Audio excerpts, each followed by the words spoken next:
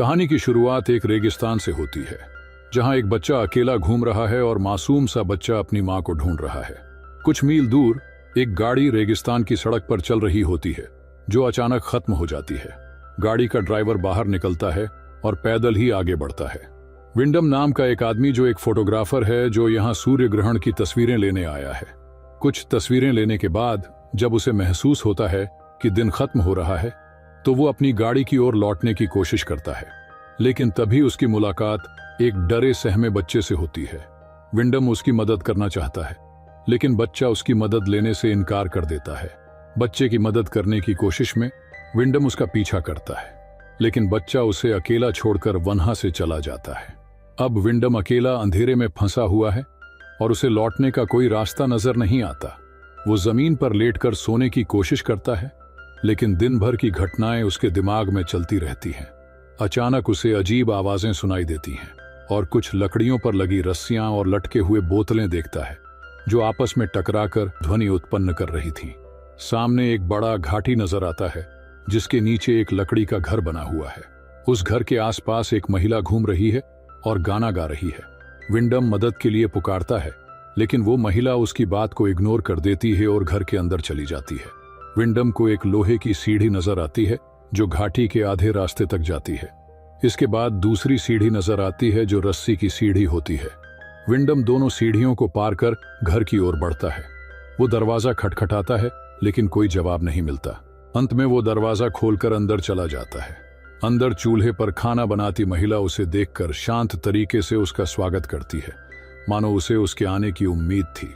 महिला, जिसका नाम एलिना है, उसे खाने का ऑफर देती है। विंडम पहले मना करता है, लेकिन फिर वो उसके लिए सूप परोसती है। विंडम उसकी मेहमान नवाजी के लिए शुक्रिया अदा करता है और उससे पूछता है कि वो इस अजीब जगह से बाहर कैसे निकल सकता है। वो उसे उस बच्चे के बारे में बताता है और पानी मांगता है।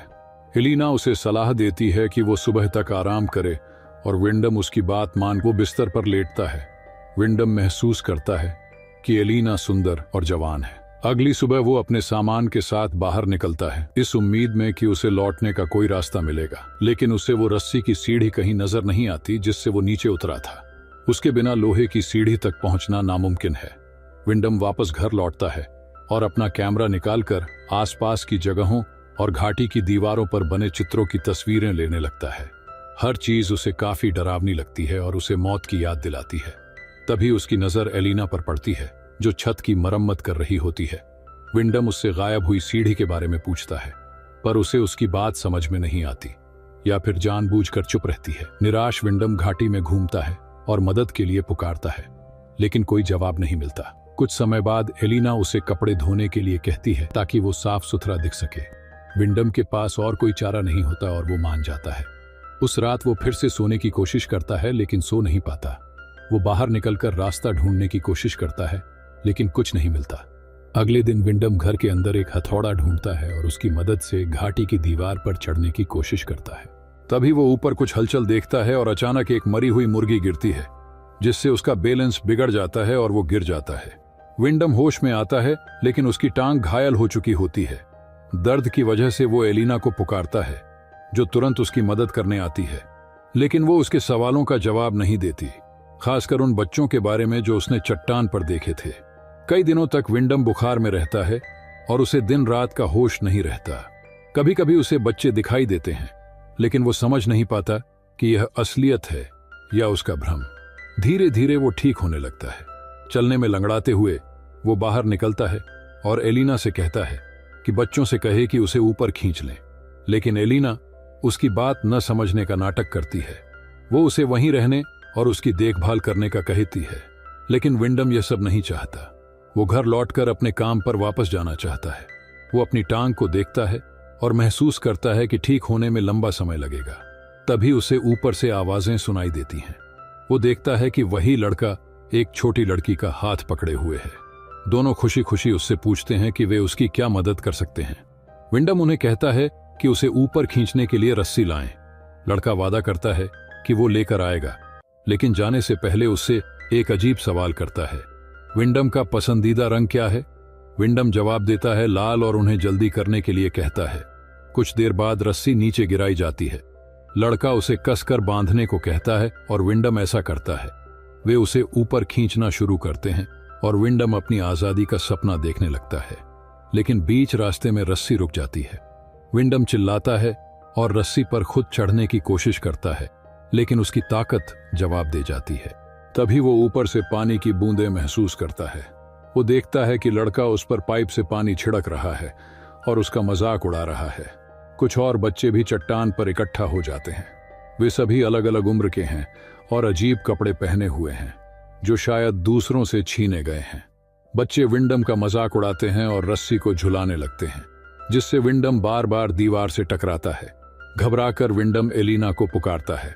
वो बच्चों पर गुस्सा करती है, लेकिन विंडम बेहोश हो जाता है। रात को जब वो होश में आता है तो खुद को फिर से बिस्तर पर पाता है। वो तुरंत उठने की कोशिश करता है। एलिना समझने की कोशिश करती है कि वो क्या कर रहा है, लेकिन विंडम किसी भी तरह वहां से भागना चाहता है। बताती है कि बच्चे बेसहारा हैं और रेगिस्तान में इकट्ठा होकर जैसे तैसे जिंदा हैं, लेकिन विंडम को यह सब असामान्य और डरावना लगता है। अगले दिन विंडम एलिना को एक चिड़िया को उड़ते हुए और छोड़ते हुए देखता है और उसकी उड़ने की आजादी पर विंडम जलन महसूस करता है।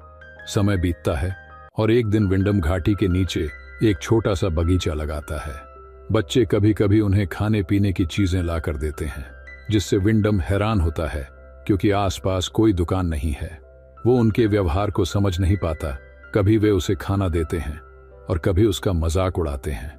एक रात बाहर से अजीब आवाजें सुनाई देती हैं। एलिना उसे बाहर न जाने की सलाह देती है, लेकिन विंडम उनकी बात नहीं मानता। बाहर जाते ही बच्चे उसे घेर लेते हैं, उसे तंग करते हैं और मारते हैं, लेकिन अचानक वे गायब हो जाते हैं। विंडम एलिना से पूछता है कि ये बच्चे कौन हैं, वे यहाँ क्यों रहते हैं और वो इस डरावनी जगह पर क्यों रहती है। लेकिन एलिना शांत रहती है और कुछ नहीं बताती। समय बीतता है और एक दिन विंडम के बगीचे में पहली कली उगती है। तभी वो लड़का जिसने टोपी पहनी हुई थी ऊपर से उसे पुकारता है। कहानी यहाँ और भी गहराई में जाती है। लड़का फिर से आता है और वादा करता है कि वो सोडा लेकर आएगा। विंडम अपने पौधों की देखभाल करने लौटता है और अचानक रेत में एक शादी की अंगूठी और कार की चाबियां पाता है। उसी शाम एलिना उसे एक महिला का चित्र दिखाती है, जिसे वो पहली मां कहती है। वो कबूल करती है कि वो विंडम के बच्चे की मां बनने वाली है। विंडम यह सुनकर हैरान रह जाता है। वो कभी भी यहाँ बच्चे की इच्छा नहीं रखता था। गुस्से में वो एलिना पर चिल्लाता है। अगले दिन वो देखता है कि उसके बगीचे को पक्षियों ने तबाह कर दिया है। एलिना उसकी मदद करती है बगीचे को फिर से लगाने में। धीरे धीरे घर का माहौल अच्छा होने लगता है। एलिना घर का कामकाज संभालती है और विंडम अपनी टांग ठीक करने के लिए व्यायाम करता है। एक दिन टोपी पहनने वाला लड़का फिर से आता है और विंडम से बहुत सारे सवाल पूछता है। विंडम उससे कहता है कि वो एलिना की मदद करे, क्योंकि वो मां बनने वाली है और उन्हें डॉक्टर की जरूरत होगी। विंडम उससे रस्सी लाने को कहता है ताकि वो बाहर निकलकर शहर जाकर एलिना और बच्चे की देखभाल कर सके। लड़का वादा करता है कि जब सब सो जाएंगे या चले जाएंगे वो मदद करेगा, लेकिन तभी एक बड़ा लड़का आता है और उसे वहां से ले जाता है। बाद में विंडम एलिना से कहता है कि वो लड़का अलग है, पढ़ना चाहता है और एक बेहतर जीवन चाहता है। लेकिन एलिना यह सब अजीब तरीके से लेती है और विंडम से पूछती है कि उसे यहाँ क्या कमी लगती है। विंडम जवाब देता है, आजादी। ये सुनकर एलिना हैरान होती है और कहती है कि यहाँ कोई उसे कुछ करने से रोकता नहीं है। क्या यही आजादी नहीं है? विंडम उसे बाहरी दुनिया के बारे में बताता है, समुद्र, चीज़बर्गर और जीवन की दूसरी चीजें। लेकिन एलिना को इन बातों का कोई अंदाजा नहीं होता। वो कहती है कि उसकी माँ कहती थी कि बाहर सिर्फ दिखावा है, लेकिन यहाँ सब कुछ असली है।